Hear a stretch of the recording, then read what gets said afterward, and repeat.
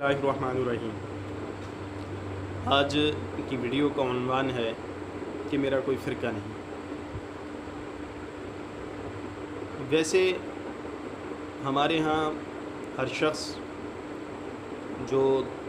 چند کتابوں کا مطالعہ کر لیتا ہے تو وہ یہ سمجھنے لگتا ہے کہ شاید میں بہت بڑا عالم دین بن چکا ہوں، میں مجتہد بن چکا ہوں اور میں اب جو بات کہنا چاہوں دین کے بارے میں وہ کہہ سکتا ہوں۔ حالانکہ ہمارے اس دین اسلام میں صحابہ کرام رضوان اللہ علیہم اجمعین، تابعین، تبع تابعین اور سلف صالحین نے اس عنوان پہ بڑی محنت کی کہ لوگ رسول اللہ صلی اللہ علیہ وسلم کے دین کے اندر غلط فہمیاں، بدعات پیدا نہ کریں۔ رسول اللہ صلی اللہ علیہ وسلم کی احادیث مبارکہ کا مفہوم ہے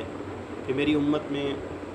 عام امتوں میں 72 فرقے ہوا کرتے تھے، میری امت میں 73 فرقے ہوں۔ رسول اللہ صلی اللہ علیہ وسلم کی کہی ہوئی بات یقیناً پورا ہونی ہے اور آپ کی بات سچی ہے اور آپ کی بات جھوٹی نہیں ہو سکتی۔ اب اس جملے کے ذریعے کہ میرا کوئی فرقہ نہیں ہے، کچھ لوگ امت میں ایک نیا فرقے کا وجود دے رہے ہیں۔ چند سالوں سے اگر آپ غور کریں گے تو بہت سے ایسے لوگ جنہوں نے چند دینی کتابوں کا مطالعہ کیا اور ان مطالعے کے بعد انہوں نے اپنے آپ کو یہ سمجھا اور یہ بنا لیا کہ شاید ہم بہت پڑھ لکھ گئے ہیں اور ہم بڑے سمجھدار ہو گئے ہیں، انہوں نے اس چیز کو عام کرنے کی کوشش کی کہ میرا تو کوئی فرقہ نہیں ہے اور نہ ہی میں کسی فرقے کی دعوت دے رہا ہوں، بلکہ میں کچھ باتیں اور تعلیمات ایسی کر رہا ہوں جو دین کے ٹھیکیدار علماء نے جو دین کو بگاڑ رکھا تھا، میں اس سے الگ باتیں کر رہا ہوں۔ حالانکہ وہ شخص خود ان جملوں کے ذریعے لوگوں کو گمراہ کر رہا ہوتا ہے اور گمراہی کی طرف لے جا رہا ہوتا ہے۔ اب ایسے افراد سے کس طریقے سے ہم پیش آئیں گے یا ان کے ساتھ کیسا تعلق اور ربط رکھنا ہے، اس کے لیے اشد ضرورت ہے اس بات کی کہ ہم ان فریبی اور دھوکہ دہی کے نعروں کو سمجھیں۔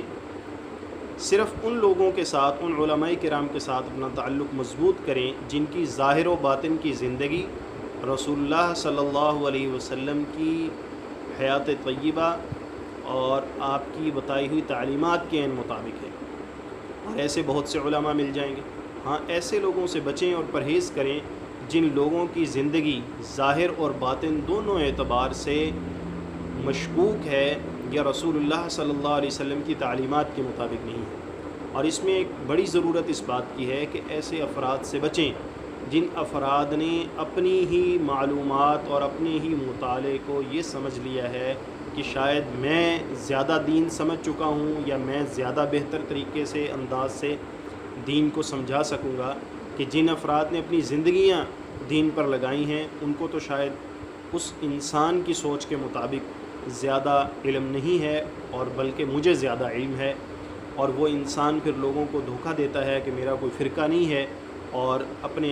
قریب کر کے لوگوں کو وہ تعلیمات اور وہ چیزیں بتاتا ہے جس کا اسلامی تعلیمات سے دور کا بھی تعلق نہیں۔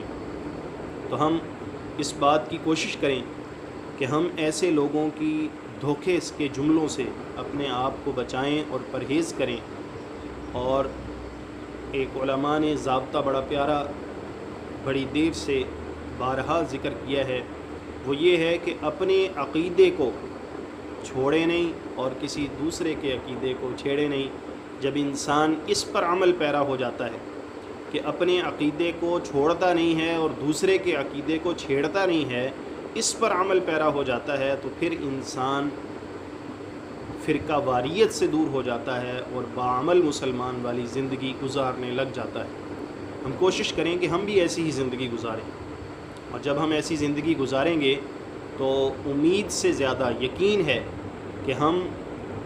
رسول اللہ صلی اللہ علیہ وسلم کی تعلیمات کے مطابق زندگی گزاریں گے اور دنیا بھی ہماری بہتر ہوگی اور یقیناً آخرت ہر حال میں ہماری بہتر ہو جائے گی۔ اللہ تعالیٰ سے دعا ہے اللہ تعالیٰ ہمیں ان باتوں پر عمل کرنے کی توفیق عطا فرمائے اور ہمیں ایک باعمل مسلمان بنائے۔ وآخر دعوانا الحمدللہ رب العالمین۔